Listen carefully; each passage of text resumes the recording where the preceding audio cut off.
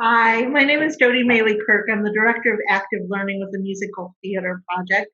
And today I have with me, Hi, I'm Bridie Surson. I am the program coordinator and a teaching artist with Kids Love Musicals at the Musical Theater Project. And I had the honor of playing Mother in Ragtime last summer locally here at Kane Park. and Rachel.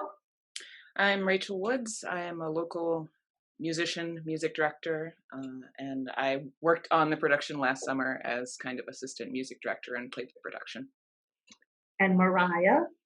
Hello, my name is Mariah Burks, and I am a local Cleveland actor. And I also had the opportunity to be in the production of Ragtime last summer at Kane Park, along with Bridie and Rachel, playing the role of Sarah. So we thought it would be a really wonderful idea to utilize some of the songs from Ragtime to explore the current state of our world.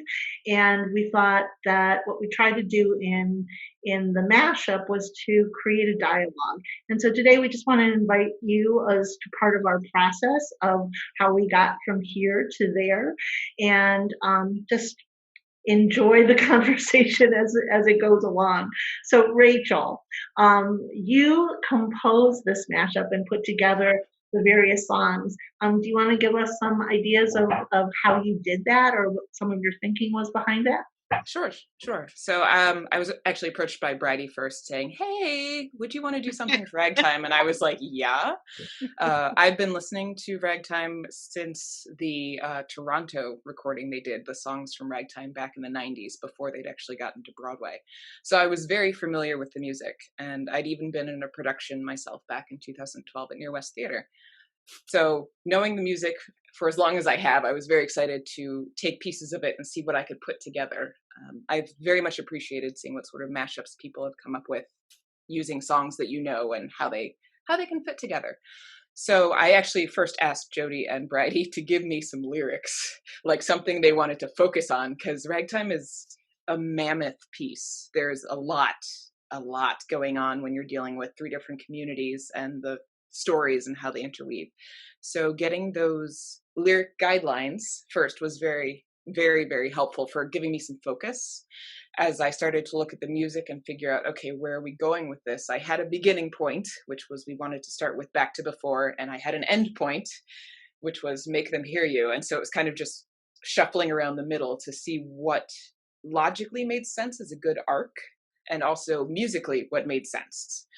So once I was able to get some sense of that, I wound up with a 7-minute version that I had put together using almost all of the lyrics that Jodi and Bridie gave me. And then I gave them this 7-minute version and said, this is too long. We're going to have to cut this, but here's an idea. And so from that was a great starting point with the lyrics, getting that 7-minute version. And then we were able to cut it down to the version that you have seen now, which is about 4 minutes and such. And I think weaves together nicely the perspectives of Mother not understanding and then realizing things can be different, and then Sarah's friend, sort of, we have Mariah singing with Till We Reach That Day, where Mother's saying, there are things I want to say, but I don't quite know how, moving into the bridge where Mother's like, look, there are other ways to do this, and ending with Make Them Hear You. So just kind of coming up with that arc. I was very satisfied with it, and I hope others enjoyed it as well. What you did was amazing, because Bridie and I, we went through the lyrics, and there were every one of them were so many that wove into this narrative that we said, that's important, that needs to be said. You know, for me, the original idea was when I was searching for a song, you know, the anthem of Make Them Hear You is so powerful. But what struck me more so than ever was Back to Before, because I really felt like there was an awakening for a lot of people in America. And like Mother, they were woken up to say, we can't, after looking at the horrific images of the murder of George Floyd, we can't go back to before. We have to take action. We have to start. And so that was the impetus. And then what you did with the mammoth amount of lyrics that we sent you. It was really pretty incredible. Thank you. Bridie, what was it like for you to really, I mean, that song Back to Before was so personal because it really is mother's journey, and all of a sudden to kind of open that lens a little bit wider. What was it like for you interpreting that song differently? I think it was so unique. It being so in this time, it was so different from last year. Last year, it was very much a part of my actual life, what was going on for me personally. And so this was night and day different. And I was able to really just focus this on this situation and what's been happening. And I think when you brought it to me saying, we can't go back to the way things were. And if people didn't realize that before, now there's no way they can't realize that. So I just thought it was very powerful in that sense. And then it was very easy because I listened to Mariah singing it when I sang it. So then I was able to, even though we couldn't be in the same room together, performing together, which I'm sure would have given a whole different energy to it, I still was able to look at her and hear her singing those lyrics, knowing that they weren't Sarah's lyrics. It was not a part of Ragtime from last year. It was a part of now, and then feel that connection to her, and want it to be an anthem right now for her sake and for everybody's sake to wake up and realize it and make changes. Yeah. I mean, it's so odd to be here on Zoom because that's how we collaborate now, which in itself is different. But when this idea came in my head of trying to figure out this mashup, I knew for sure that I wanted you, Bridie, and Mariah to sing these songs and interpret them because every time I see you guys perform, you open my heart wider, and I really wanted that opportunity. And I was particularly excited to see Mariah, who's one of the fiercest people I know, sing "Make Them Hear You." And I think it's really important to hear a woman sing that song because so obviously it's Cole House's song in the play, but I think it holds a resonance that women are holding the world together in lots of ways, and you do that all the time, Mariah. So what was it like for you switching that perspective, or was it a switch perspective at all? Well, I mean, it was definitely a perspective change, I think, just because there was a little bit more distance this time as far as relationship wise from my character Sarah and her relationship with Colehouse versus the character of Sarah's friend. And I think I was able to have a little bit more breathing room, I think, emotionally, to be able to tap into the ebbs and flows of the song. And I hold that song specifically very near and dear to my heart because it's a call to action in so many ways. And at the same time, and I'm talking about till we reach that day.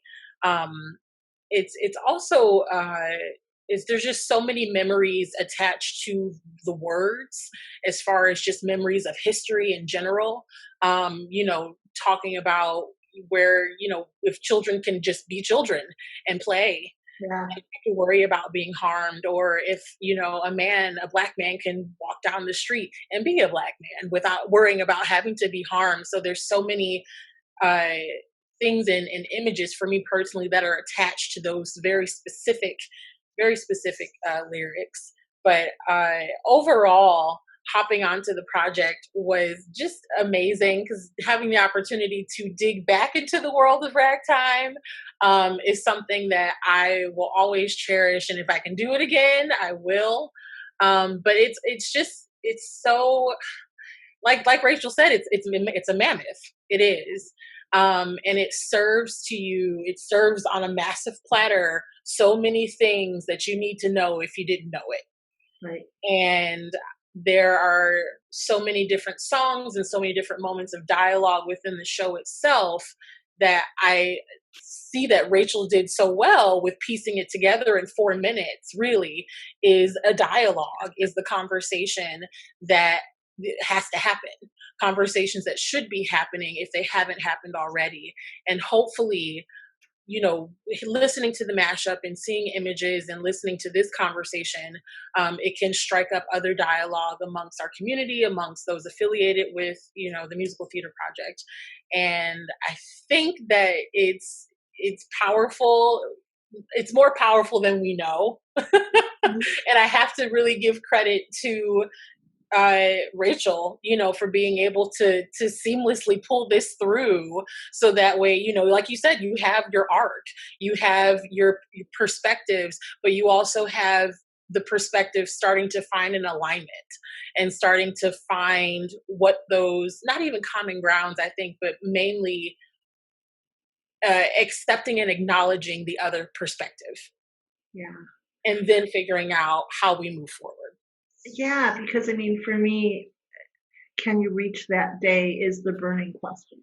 How do we as a community, as a whole community, reach that day where that value gap is no longer a value gap, where kids can play, and where my boys can I have biracial sons who can walk the streets freely knowing that they are treated equally. And that's just a really painful echo that keeps echoing forward and forward. And so when both of you are singing together and finally join in that moment of make them hear you, it no longer becomes one perspective of the you becomes all of us. Because for me personally, until we all do something, then we're never going to reach that day. We have some hard truths to look at. And until that happens, how do we move forward? Rachel, what was your thinking behind, or what is your thinking behind the reach? How do we reach this day to make them hear you? Did the ending of Make Them Hear You feel satisfying? Did it feel hopeful, or does it ring hollow in these times, or does it still stand as a positive anthem of progress? I think it still stands as a positive anthem of progress. Personally, that song is less impactful for me than Till We Reach That Day. That's personal, knowing that, spoiler alert, Cole House is about to be killed at the end of the show kind of sours it for me, really, just a bit.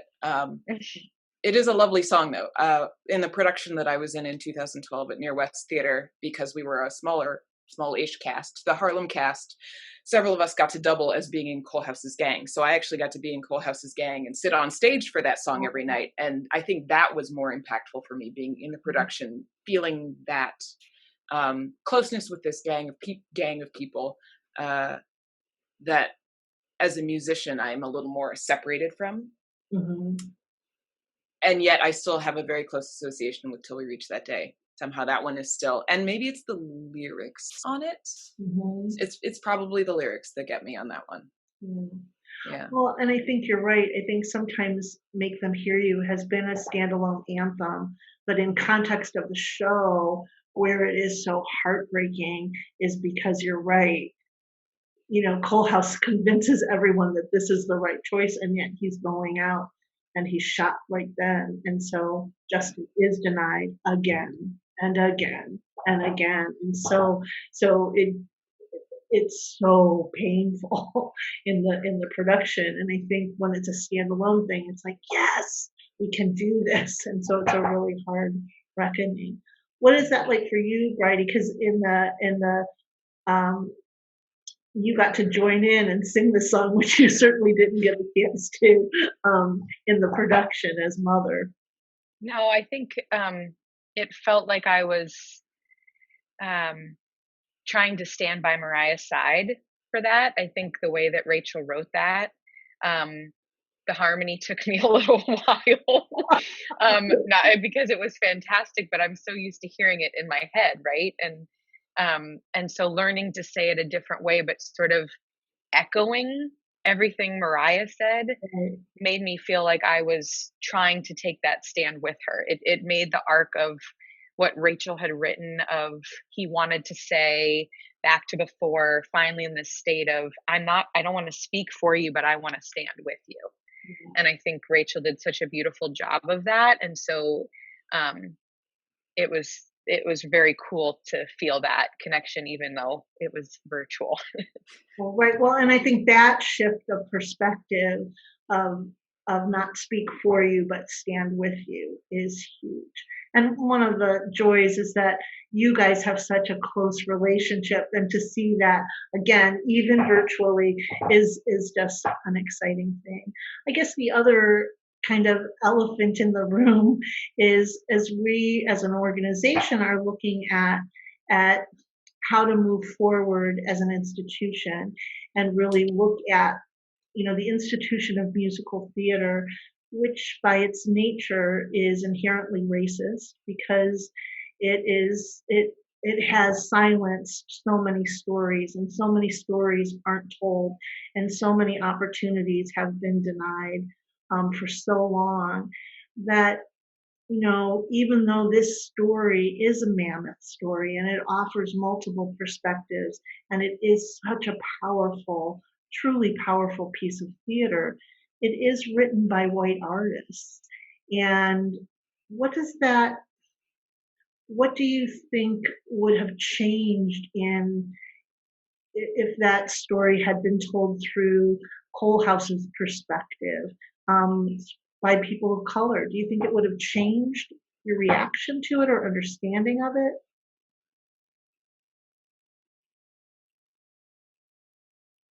Maybe my reaction would have changed.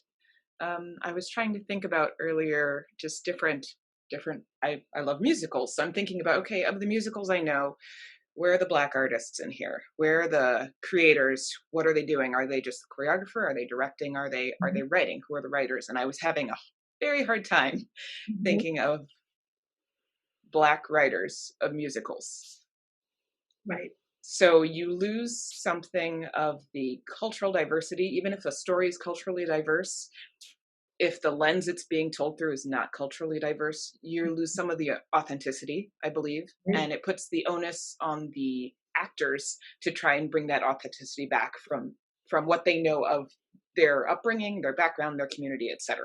So I think we lose something in that lack of diversity on the creative team level.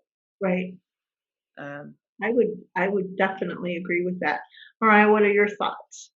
Yeah, I agree in full. It reminded me of a time where I did Carolina Change a few years ago near Columbus, and I was thinking about that for a minute, and I'm pretty sure because the music is by Janine Tesori, and it was written by Tony Kushner, correct? Yes. Yes. Okay. I think so. Forgive me if I misspoke. It was a while ago, but it was interesting that I was just looking at it and I was like, wow, this is such a weighted story that's narrated by a young white Jewish boy, more or less. Mm-hmm. But our focus, our center is Caroline, who is a Black woman, and she's the help. And so trying to weave and navigate her story as far as being other Black artists in the ensemble, we're going through the 60s and the 70s and trying to hone in on what that was for a Black woman during that time, let alone if we're talking about Ragtime and we're pushing that way back, and trying to understand Sarah's perspective, and I think my perspective would have changed if it had been written or if it had been guided by a person of color or a Black person, simply because there's like Rachel said, there's narrative and history and pieces that aren't necessarily there. Right. that will give even more foresight and insight into, you know, the walk and the walk through life, you know, as a Black woman during those eras. Yeah, I agree with what Rachel was saying. Yeah. Well, and I think that's a struggle, right? Because it's not just about representation on stage. It's about the stories that are chosen and how those stories are told. And you're right, from, you know, just a power structure of who the creative team is and how that lens widens and deepens, because they're sharing an experience, their experience. And those narratives just aren't told enough, or the opportunities just don't seem like they're there enough. And that's criminal, and we've got to do something about it. I would suggest, Rachel, now that you have just composed this brilliant thing, that as a composer you need to create some original pieces. But I think there's truth in that. I think your depth of understanding of this music, the tempo, the lens that you created in this art shaped it in a different way, and that's partly because of your experience and also your just wonderful musicality, but who you are, because who we are as artists and who we are as people, that comes through our art. And so that was really, really cool to be able to hear these dissonant chords that I was not hearing. And even though I saw some of these through lines together, the way you wove them was really fascinating, and cool. So I appreciate that. Can I add something? Yeah, please. So I forgot to mention that when I did my production of Carolina Change, I was very fortunate to have the opportunity to have a Black director. Wow. And that, I think that was my first time I had done a predominantly Black musical, or at least more, the majority had been people of color. And it was also directed by a Black man. And so that whole experience was just like, whoa, I've just learned so many things in a summer. And it was truly a remarkable experience. And there were so many moments where I had a lot of questions, and I was able to get some very sound answers that I know that if this were a different director, or a director who may not have been Black, it wouldn't have been so well excavated, if I can put it that way, as far as not only having the knowledge, but walking it, and having the history of their own, from having parents and grandparents experiencing the 60s and the 50s and things of that nature. But yeah, it was something that I was like, I should probably make sure that it's noted that experience happened. But well, yeah. No, because I mean, I think we all carry our history on our shoulders, right? And so to have somebody be able to authentically share their history and help shape another narrative, I mean, that's really important and powerful. I'm so glad that and I'm so sad I didn't get to see that, because I wanted to. I think basically we've had a wonderful discussion, and I really appreciated it. I want to end this so it's not just this mammoth thing that everyone's listening to, but is there anything else that anybody wanted to add before we sign off? Share the video and have the conversations. I think that's true. Sorry. Oh no, I was going to say it, while you're having those conversations, listen. And I think that was one thing that I will give Rachel her props for, was finding those moments of like, this person is singing, this person isn't. This isn't a duet yet. This person is singing, this person isn't. It's not a duet yet. And I think that it's super, super crucial to be aware of those moments where we should really listen. I love that idea of it's not a duet yet. Yeah, I think that is like the most important advice right now, because it's not a duet yet, and we do need to listen, and we need to look at some hard truths. And that's one of the things that I loved about your portrayal of Mother. Those truths, it's so easy to cover up things with a sense of everything is all right, it will be better, and this false sense, rather than looking at, no, we need to open our eyes and look at the ugliness and the reality of things and be truthful about our part in it. And that's a really hard thing. And it's hard. We have to dig into the hard instead of ignoring the hurt. Yes. And if you're willing to dig into the hard, it's not necessarily going to be pretty or easy, but that's where change will happen. Yes. Well, thank you all. Thank you guys for sharing your gifts and sharing your spirits and your hearts. We really appreciate it. And I hope that a lot of people get to see your work because it is beautiful. So thank you very much.